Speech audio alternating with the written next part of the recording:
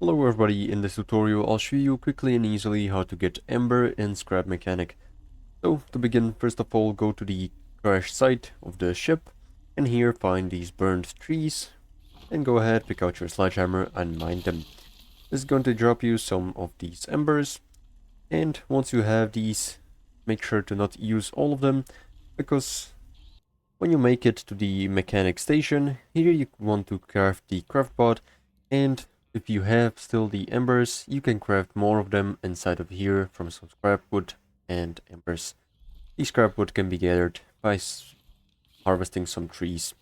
And also you can get embers if this robot, this flying robot, is going to shoot these rockets near some trees. They're going to burn up and give you some embers, or you can find some biomes that contain embers, contain burned trees, which you can harvest.